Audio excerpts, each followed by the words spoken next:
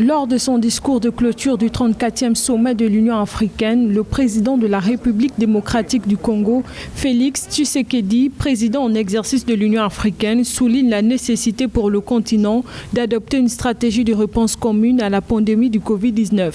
Celle-ci passe entre autres par la création d'une plateforme africaine pour l'acquisition de matériels médicaux. Nous avons décidé des actions à prendre, telle la mise en œuvre effective de la stratégie continentale commune, le renforcement du Fonds africain pour la Covid-19, une plateforme africaine pour l'acquisition des matériels médicaux et l'accélération des tests de Covid.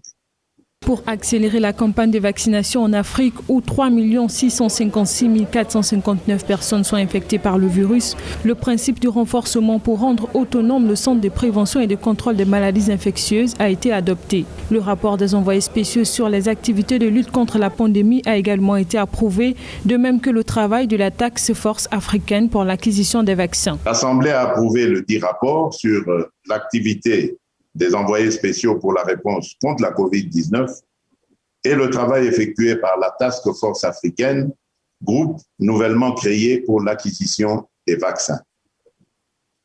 Le principe du renforcement et de l'autonomisation du CDC a été adopté en accordant le pouvoir et l'autorité nécessaires à ses dirigeants. En raison de la pandémie de Covid-19, le 34e sommet de l'Union africaine s'est tenu du 6 au 7 février 2021 en visioconférence.